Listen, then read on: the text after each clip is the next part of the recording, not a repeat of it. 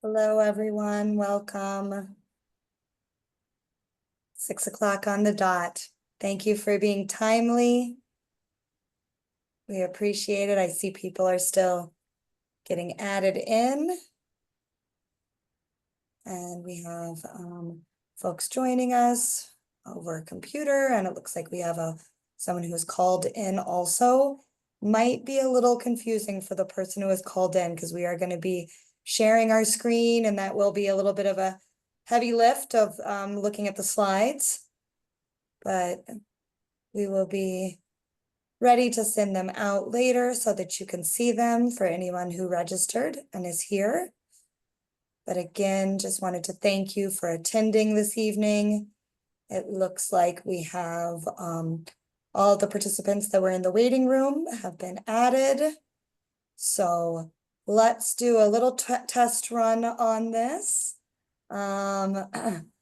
We are doing this as our first virtual meeting for our complex demolitions so that we can respect people's time and space. And we are here to present tonight about the Allied Metal Company Amazon demolition proposition or situation. So we will be doing this in a webinar format. And so we will have a question and answer that is open for you so that you can do that. But we are going to open up so you can type in things if you like, but we will open up to allow for questions also. So please feel free to practice that right now if you need to, or any other things. I believe you'll also be able to use the chat to at least contact one of the hosts or the panelists. And if you aren't, then we will try to remedy that, or we will work around it in any way that we can. But thank you again for attending this evening. We hope that this provides you with the information you need.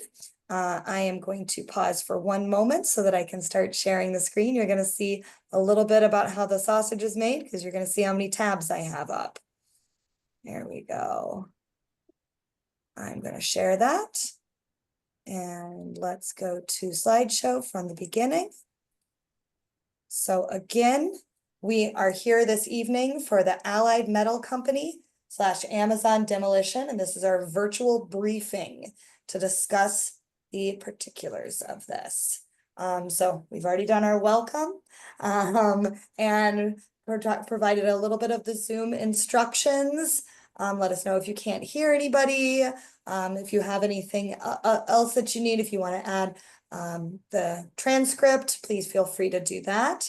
But tonight, what we're going to do is we're going to go over our meeting agenda, and I'm going to ask for folks to introduce themselves when it's their time. Actually, we'll do a round of introductions now. I'm Sarah Mathers. I'm the First Deputy of Community Engagement for the Mayor's Office. And I'm going to hand it over to Dr. Ige to introduce, and then please hand it off to the next panelist. Yes, thank you, Sarah. Hi, everyone. I'm Dr. Simbo Ige. I'm the Commissioner for the Chicago Department of Public Health. I'm a public health doctor by training, and I am going to pass it on to my colleague, the Commissioner Hopkins. Good evening. My name is Marlene Hopkins. I am the Commissioner for the Department of Buildings, and I will turn it over to Jeff. Hi there, everyone. Jeff Gazemchak. I'm with Amazon. I'm with Amazon's Workplace Health and Safety team. I'll turn it over to Kyle, who's also on Amazon's team. Hi, everyone. Kyle DiGiulio with Amazon's Economic Development and Public Policy team supporting our projects in Chicago. And I will turn it over to the other Amazonian, John, on the call.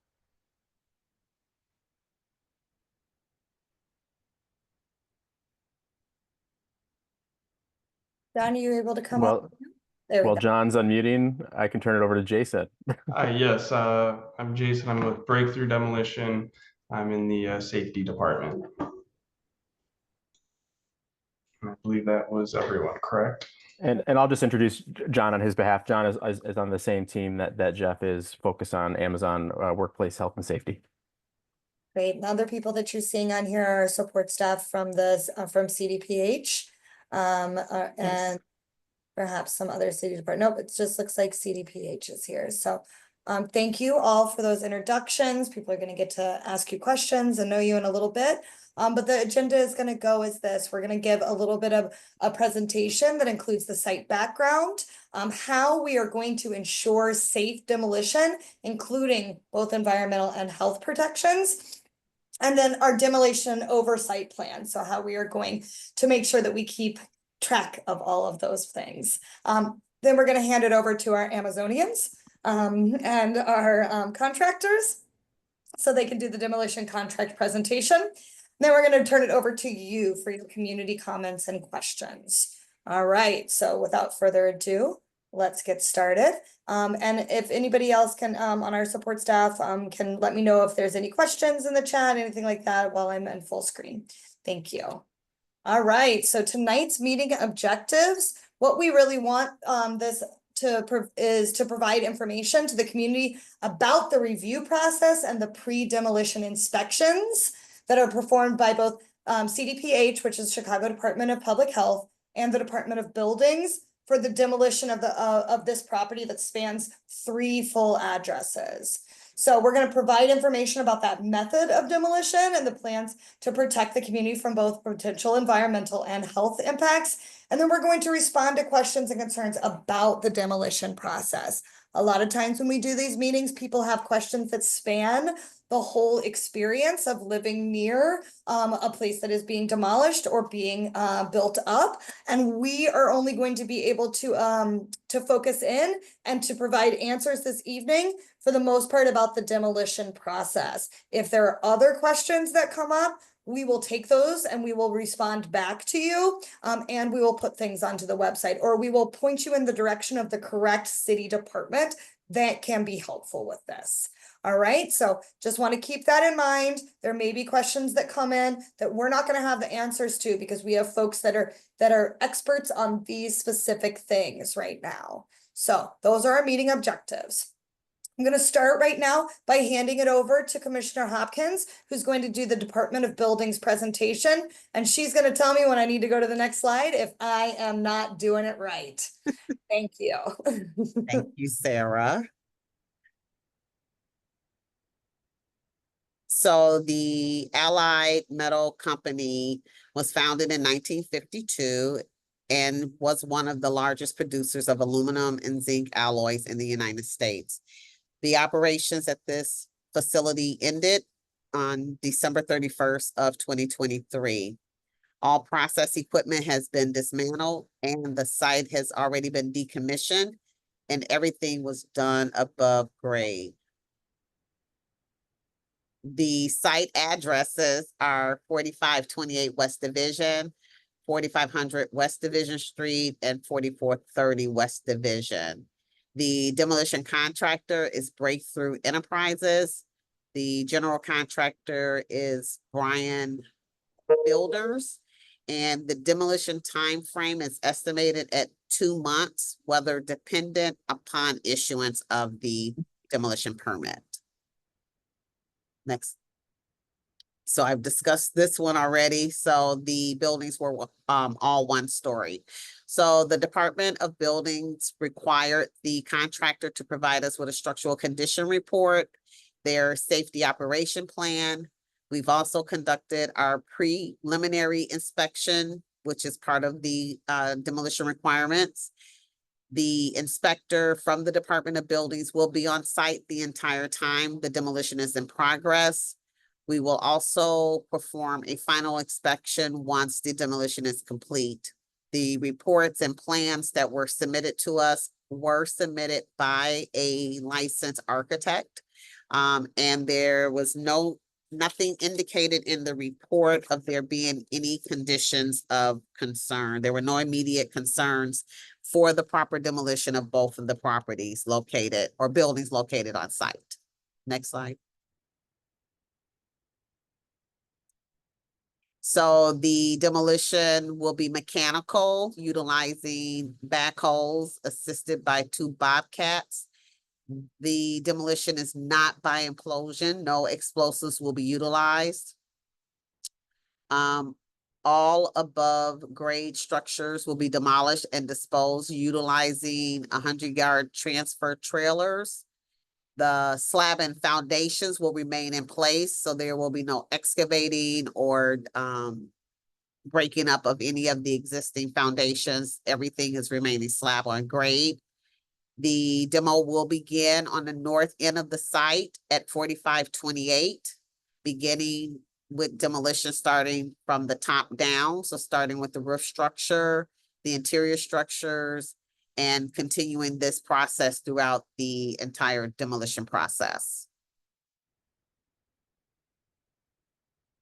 And at this time, I'll turn it over to my colleague, Commissioner Dr. Ige, for the presentation for the Department of Public Health. Thank you, Commissioner. So you've heard about the building, its dimension, etc. My role is to talk to you about the work that the Public Health Department does to keep you safe. Next slide, please. So when there is a demolition, Sarah, can you, next, please? I've lost myself. I will find it. 1 second. Thank you. Okay. There we go. Is that right? Okay, so environmentally complex demolition. So there are demolitions and then there are environmentally complex demolitions. What's the difference? So our department, we designate some demolitions as environmentally complex after reviewing the plans for demolition, if a few things are happening. If there is an increased risk to the environment or public health, we designate it as environmentally complex. And the reason we do that is so that we can layer on additional review process.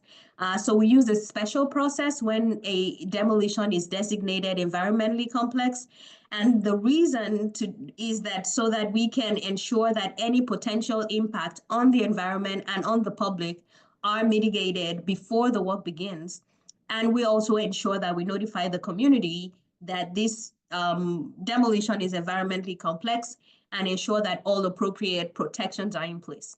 So we have a flyer that details what environmentally complex demolition is and how to understand the risk, what we do pre-demolition, how we control the risk, and then the community notification process, which is what we're doing today. We want you to know it's environmentally complex. We want you to know what we're going to do to control the risk. And we want you to know what to expect and what oversight functions we provide. Next slide, please.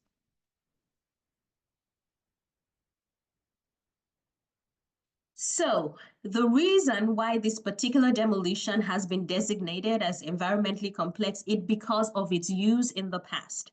This property was previously home to a smelting facility, and part of the smelting process, heat is generated in a forge that is fueled by propane, coal, natural gas, coke, or oil. So we want to make sure that none of the remnants from this previous use is getting into the environment or getting into the neighborhood in any way, form, or fashion. So this is why we've designated this as environmentally complex, because we want to ensure that none of the products or ingredients or tools from the past is getting into anything that is being demolished and getting into the environment. Next slide. So part of this process is to ensure that asbestos, hazardous waste, lead, all of those things, if they are present, they are removed before demolition. So if you're breaking something down, we don't want lead, we don't want asbestos, we don't want any hazardous waste getting into the air. So we ensure that asbestos is abated. It must be completed before the demolition. Number two, we want to remove or dispose of any hazardous waste. That has also been completed. All process equipment were removed to ensure potentially impacted material does not remain during demolition. So those processes have already been completed, removing any hazardous waste from the previous use of this facility. Then we have inspected for lead. That has also been completed. So the next part of this is ensuring that whatever can be salvaged, whatever can be recycled or reused, at least 50% of whatever is uncontaminated during construction and demolition debris is salvaged, and we are going to ensure that this is completed during the demolition. Next slide, please. So dust is our main concern. We have abated lead, asbestos, hazardous waste before the demolition. Now, when the demolition starts to happen, what we're most concerned about is dust. So we want to reassure the community that dust will be controlled. That is our responsibility as CDPA to ensure that dust is not getting into the atmosphere.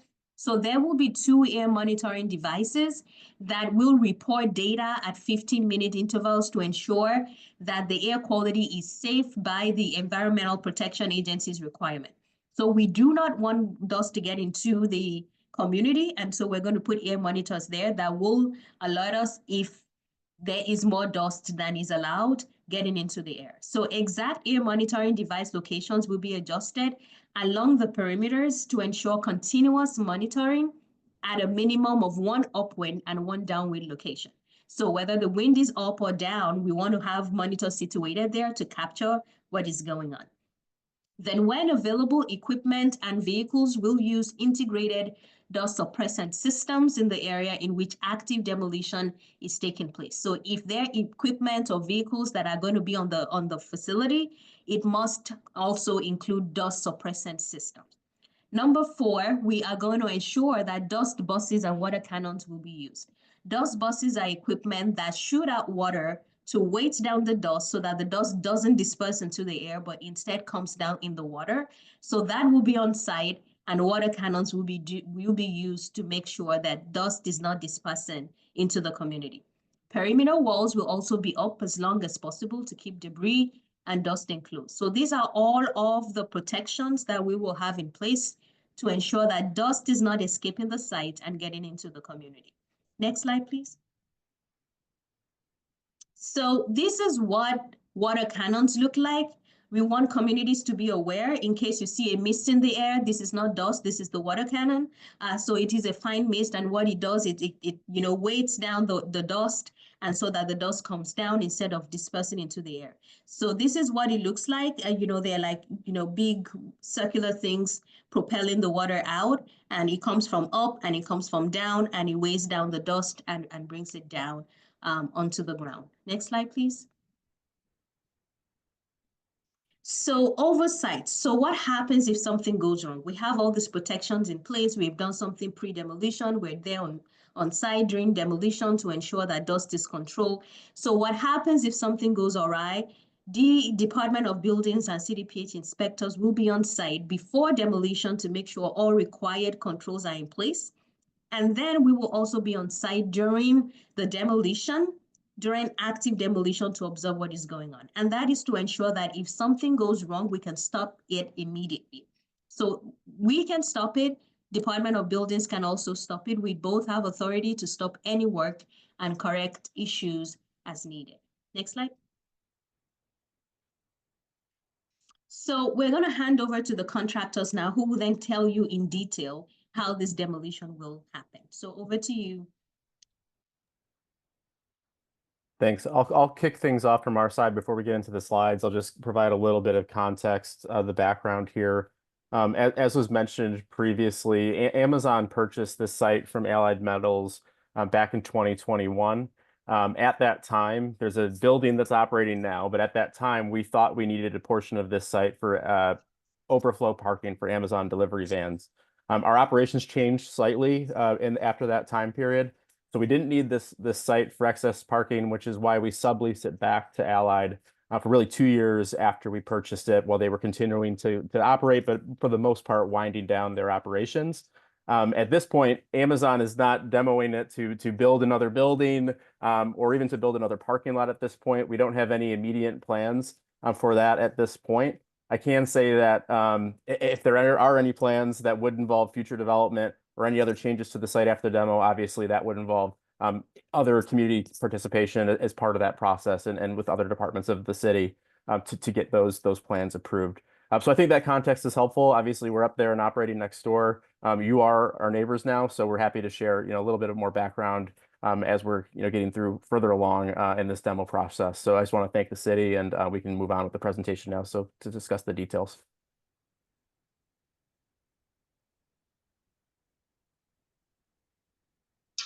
All right. So with the environmental complex application, as you see on the slideshow, building for 4528, 4500, and 4430 will be, all three buildings will be demolished. And we would start as a demolition contractor with building 4528. You can go to the next slide, please. This next three slides are just an overview of each building separately and their square footage. So this is building 4430. This is west of the property, and this square foot is 30,000 square feet and was built in 1946. Next slide, please. Building 2 is 4500 West Division Street, square footage 9,000, built 1905. Next slide, please. And then this will be the first building that we will start demolishing, which is 4528. The square footage, this is the biggest, 96,000. And originally it was built 1944, and then additions going on from 1977. So pre-demolition activities that we did to abide by all of the demo application requirements. The former operator, which was Amazon, removed all the chemicals, process equipment, furnaces, chimney stacks, any raw material to make sure that the building is empty to its shell prior to any demolition activity. Hazardous building material surveys were conducted and provided, and the scope and also was abated and removed prior to all demolition activities. The abatement has been performed, removed all the hazardous building materials throughout the building, and the hazardous building material surveys and abatement documentation was provided and reviewed. Next slide, please. So the gist of the demolition, like I said, we'd start at 4528. We'd have the 2 backhoes with 2 assisting bobcats, which are smaller pieces of equipment.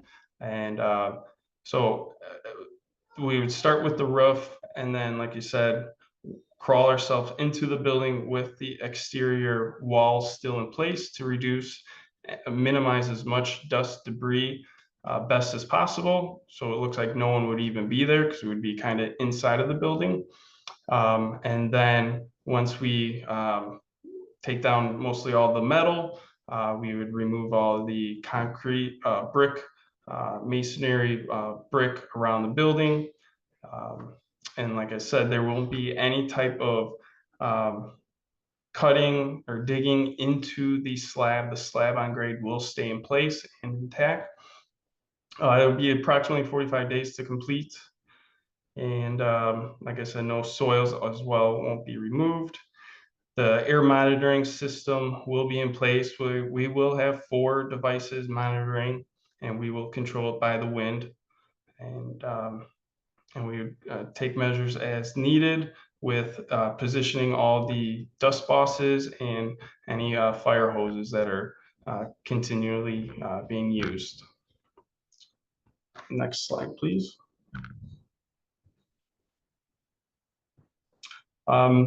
Work hours, 8 to 5 p.m. With breakthrough, it will be 3:30 most likely. 5 o'clock is just safe measures. If anything needs to be additionally cleaned up or anything like that, we will be out. The traffic route, as you will see on the map, you'll start on the more west side of the building, do a loop. This would be for our 100-yard trailers that would pull in. We would load it, and they would do pretty much U-turn around back onto Division Street. We'll have water on the ground. We will have minimum dust, so you won't see any type of big chunks of dirt or anything on the streets because we are not pulling any of the foundation that will stay. We'll be working on concrete, so there shouldn't be any type of dirt. So it will be minimum debris on the roadways. A permit has been obtained to close the sidewalk on the north side of West Division during the demolition. the street facing this section of the building. Demolition activities will begin at the back of the property, the north, and then work our way to Division Street.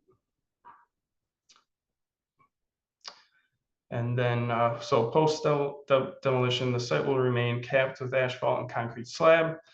No formal development, as said, prepare for future land use. The site will remain fenced to prevent any unauthorized entry, and a stormwater management plan will be in place. Thanks. Jason, if I may, I want to talk a little bit more about the pre-demolition activities, just to remind everybody the photos that we had showed, the aerial photos of the buildings.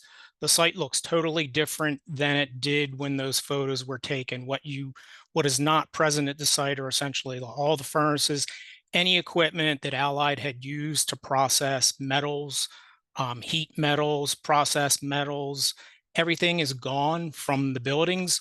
All the dust handling equipment, all the pollution control equipment, all the chimneys, all the stacks, everything has been removed. Allied removed that as part of their tenant decommissioning operations. So essentially what we have is shells of 3 buildings there with all the hazardous waste removed, all the hazardous chemicals, all the asbestos and lead paint. So a significant amount of work has gone into pre-demolition activities.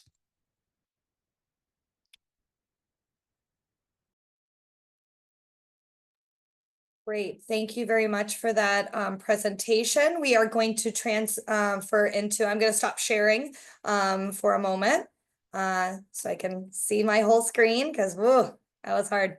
I haven't done this in a while. I'm used to Teams now.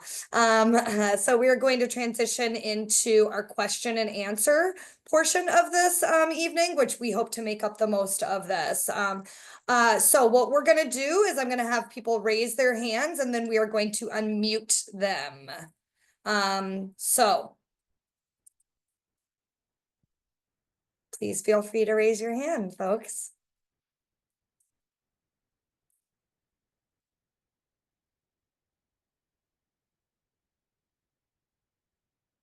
Okay, it looks like we do have Athena. Hi. Hi there. Oh, Hey. and just so you know, I am going to try to keep your question to about 1.5 minutes. Okay, so Sure. don't be Okay. surprised if I say wrap it up, lady. Wrap it up, okay. Gotcha. No problem. I wish I could have my camera on right now, but I don't see the option. Anyway, so I'm a doctoral student at University of Illinois, Chicago. I'm a nurse. I have a question. I'm currently working on a project and a manuscript related to addressing barriers to health equity in the South and West Side community areas of Chicago. So my question for you, so looking at the EPA requirements for what is acceptable air quality, and you're talking about all of these things you have in place to mitigate risks, and you have air quality monitoring systems. Can you be more specific? Are you talking about less than 2.5 micron? What is the density, or what is the specific parameters for air quality that you are using? Does anyone on the call know this information? If not, it's fine. Maybe you can send an email or something. But Right, I am just going to remind you what we said at the beginning, that we were going to take most of it on the demolition. Now that was about it, so I'm going to see if folks are able to answer. If not, we will get that answer to you later. sounds good. Thank you.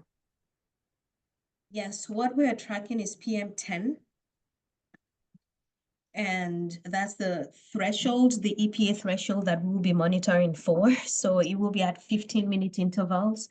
So if it exceeds that threshold, then we alert the demolition crew, and they ensure that the water cannons are covering all the dust, and they bring the dust down. So unless something really egregious happens, we don't expect that the PM10 levels will go beyond that with all of the controls that we have in place. But if it does, and there is more than was anticipated, what we do then is ensure that the dust controls are properly in place and control for any exceedances. Athena, can you show us a thumbs up if that gives you enough of an answer right now? And can you follow up with us? Yes, sorry, I was on mute. One other question. Do you believe that the community that the demolition is taking place in, it has been adequately informed? Do you have data on that? What have you done to inform the community of the potential hazard? And how soon, if the levels exceed what you're expecting, how soon will they know and be able to take action? Yes, so we do not expect that dust will get into the community. All of the things that we're doing right now is to ensure nothing goes beyond the perimeters of this demolition. The communities are notified that there is going to be a demolition. There will be signs. We have an environmental alert, and we get information out to our elders to distribute to the community so they know that this notice of this meeting was distributed widely. So people know that there's going to be a demolition. On our flyers, we also have information with contact details and phone numbers that people can call if they observe anything going wrong. But like I said, our inspectors are all on site doing active demolition, both DOB and Department of Health inspectors. So that is what we expect. Again, there are hundreds of demolitions that happen every year. So knock on wood, we feel pretty, good about the controls that we've put in place for this demolition. If there is something that becomes an emergency, the Office of Emergency Preparedness and Response has an emergency notification process where they can get information out to the community to let them be aware that there is an emergency. But again, this is environmentally complex, but it is quite contained, and we don't anticipate that anything will be getting outside of the perimeter. I would just add to that on the Amazon side over the last several months, we've had conversations with several community organizations and our neighbors about our plans to demo this up to this point. And that information, we received feedback and made some modifications to the plans at that point, which concluded with participation in the alderman's monthly meeting there to answer questions similar to this from the community. Great, thanks so much for that. I was gonna drop it in the chat, but I'll say it now. Doing a little plug for the OEMC app, which I became very acquainted with during the DNC. And now I get told whenever there's anything happening in the city, be it at United Center or or downtown. So sign up for that. That's a nice resource, and I think and they can be helpful on certain things. Athena, I see your hand up again. We're not going to go back to you until I talk to some other people and see if they have those. So let's see if we have other questions from the community.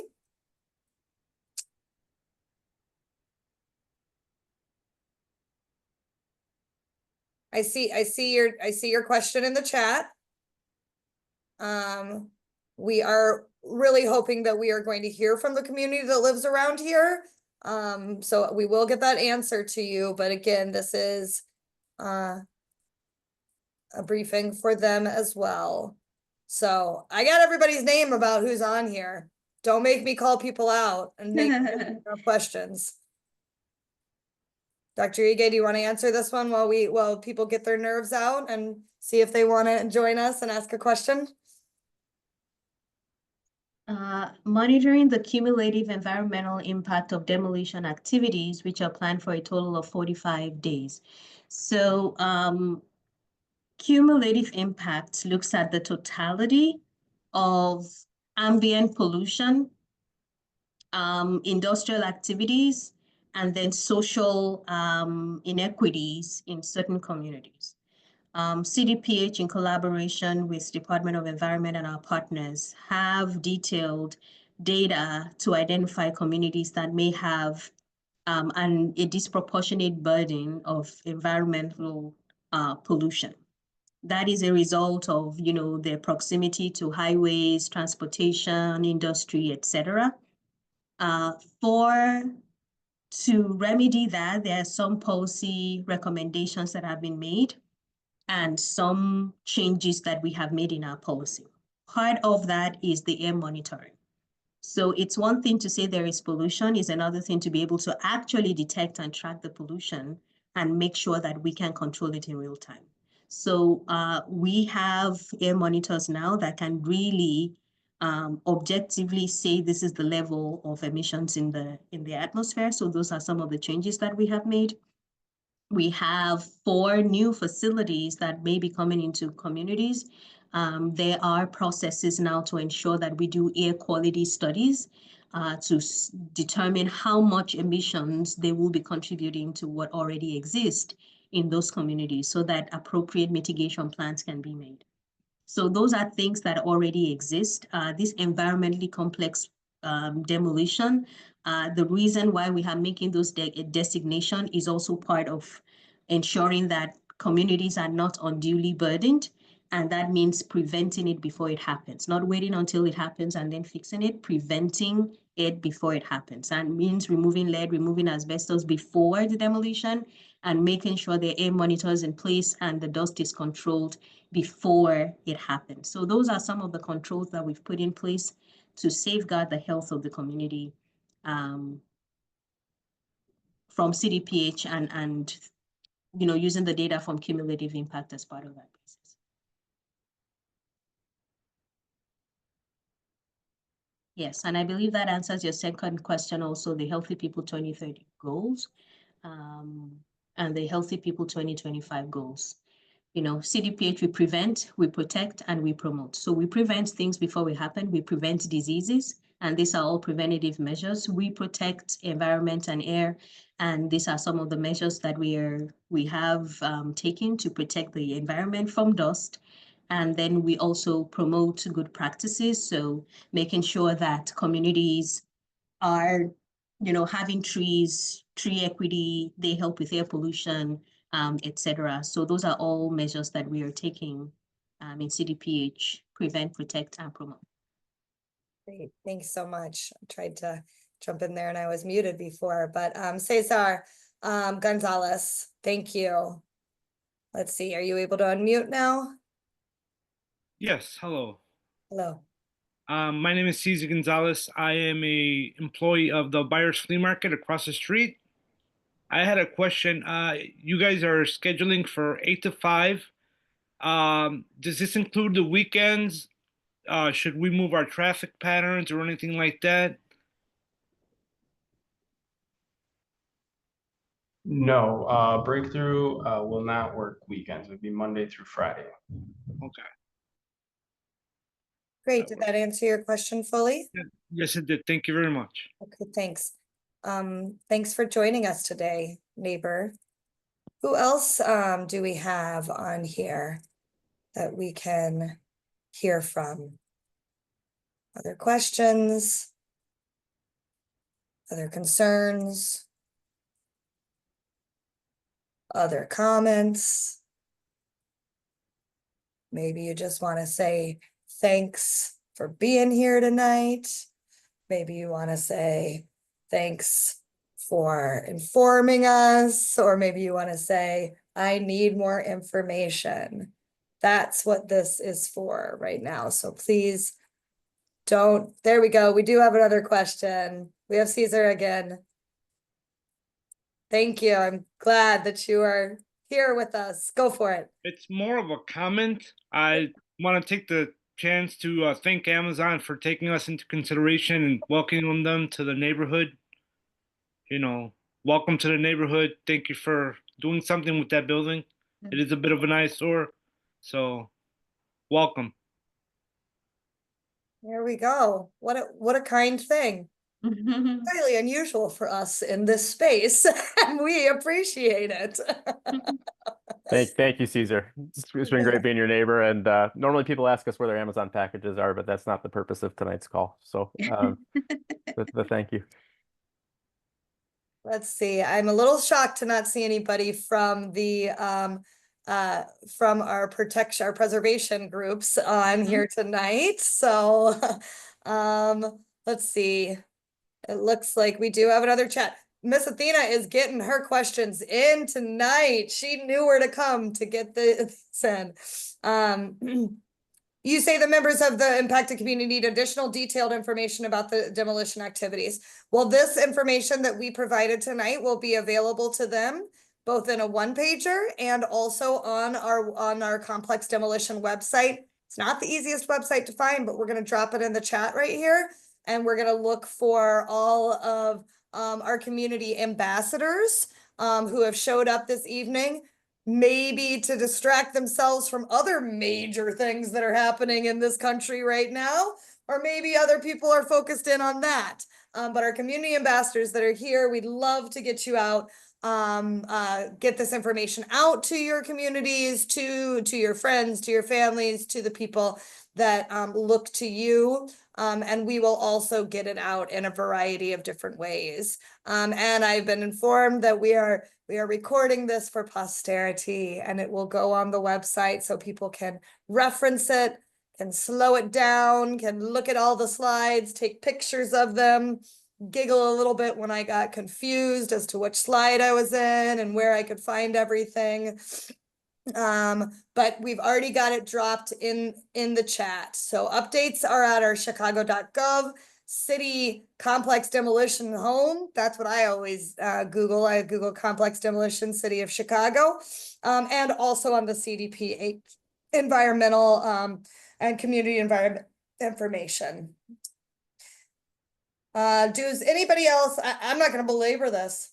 I'm not, because all we're going to have is just 10 minutes of me trying to get people to talk, and that's going to be on our website for a long time, and nobody needs to see that. So I am doing a last call for comments, concerns, thoughts, gripes.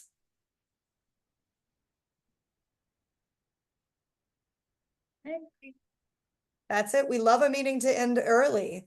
We love to go and do something else with our evening, but we also love to provide you with the answers that you need. So I'm going to ask some folks to drop their email addresses in the chat. The email in case you need to reach out to any of us, and I'm going to drop my own. I guess I'm not going to force anybody to put them in there, but I will put mine into this so that you can reach out to this one. That's me. Again, I am Sarah Mathers. I am the First Deputy of Community Engagement for the Mayor's Office. And I also have a community engagement email address that I can be reached at. I know there's an CDPH email address that's on our materials. Athena, I don't know if I want you to. I don't know, but I'm going to allow one more. We'll do it. Okay, thank you so much. I'm so sorry. I'm so just passionate about this topic, just because I'm working on a project. So I deeply care about these communities because I was born here. I was born in Berwyn. My whole family is from there.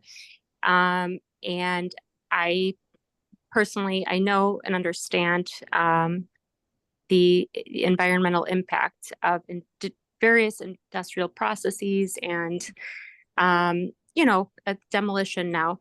But it really does impact South and West Side communities of Chicago. Redlining was such a long time ago, but we're still experiencing the effects of that today because we have lower income individuals living in the South and West Side community areas still, and we have disinvestment in those communities.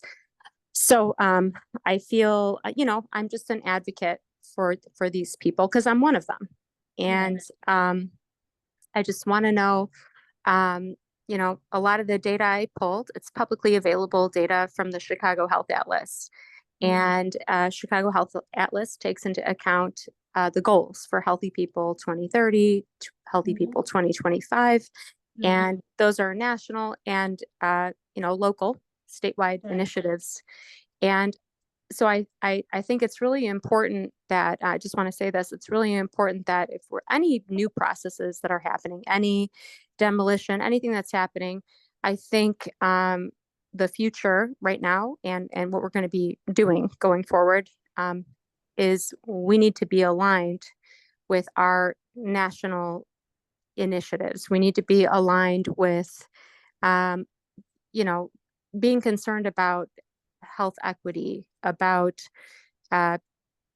you know, we need to take into consideration neighborhood and built environments, and what are we really doing to the people that live there, and are we monitoring and tracking that closely? So I think we really need to just really think about that stuff. And yeah, so I'm just all about the details and the metrics, and I think a lot of other people are too. They just want to know the nitty-gritty details and the criteria. What criteria are you using? Are you using EPA's criteria? Are you using some other criteria? What standards are you using? Are you informing the community appropriately? And then are you ensuring that there's a response, like from that community? Yes, you put out the flyers, you communicated your message, but are you tracking that they acknowledge that this is happening? So, sorry. That's all I've got to say. Definitely went over. That's okay. But we will provide some answers. Thank you. Thank you, Athena. You know, you and I have talked on several occasions, and we will continue to provide answers. You know, we've worked very hard. The cumulative impact, we collect the data. We have a responsibility to safeguard the health of Chicagoans, and we promise we will continue to do that with diligence. Part of this community meeting is to make sure that we're responsive to all the questions. And we continue to explore opportunities to get information to people who are interested in what is happening. Our hope is that Chicagoans can believe that we are working to safeguard their health and sharing with you all the steps that we are taking to do that. All of the information we have is on the website. We use national air quality standards. The US EPA sets the standards, and our job is to enforce those standards. So we will continue to do our best to share with you the progress that we're making.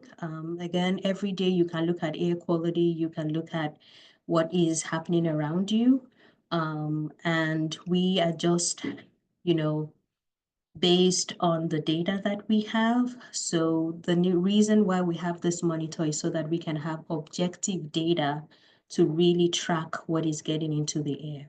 And we promise if there is anything that is exceeding what is allowed, we are there on site to make sure that residents are safe. Thank you. I do see some more in the chat. All right. Thank you, Athena, for the clap and the love, and we thank you also. And now on that note, we out, folks. It's time to go. It's good night. Good night. Good night, everyone. Try to stay cool. Try to stay calm.